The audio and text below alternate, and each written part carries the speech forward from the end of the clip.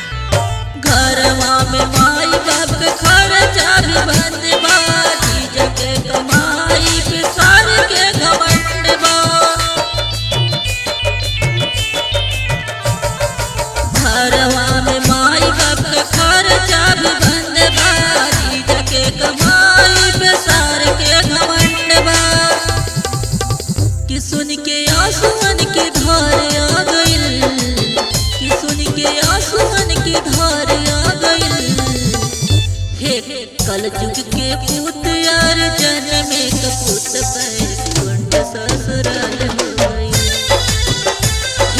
कलयुग के पूत यार जन्मे कपूत पे कुंठ ससुराल हो गई।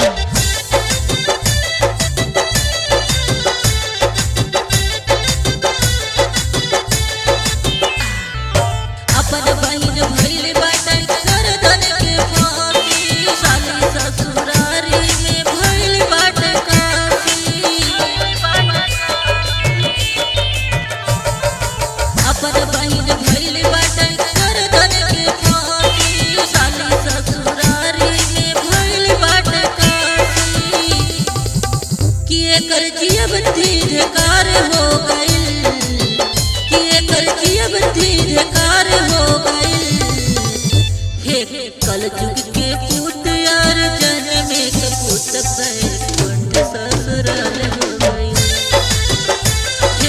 कलयुग के पूत यार जन्मे कपूत पे कुंठ ससुराल हो गई। माई बाप घर के भार हो गई, माई बाप घर के भार हो गई।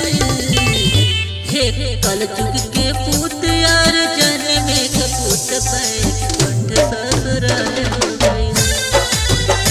माई बाप घर के भार हो गई, बड़ के भाई से सार हो गई।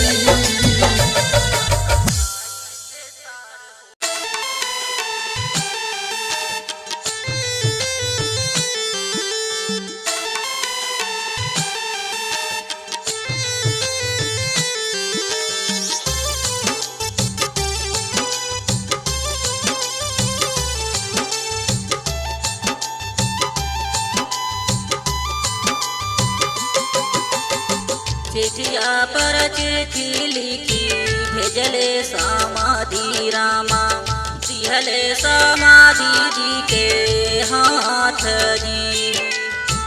चंदन का बागिया साजाय मोरे समाधियो, जहाँ लिहा भजन वास जी।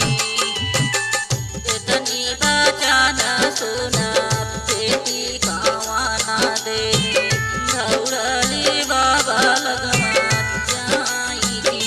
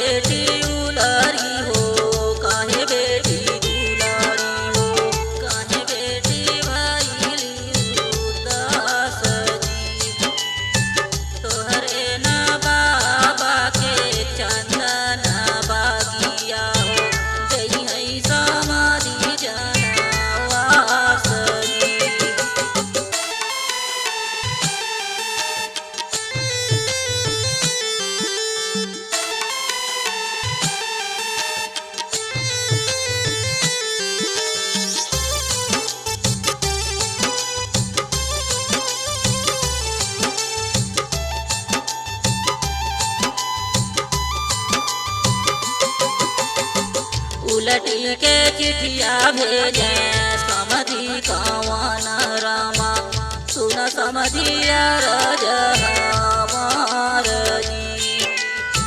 चंदन का महा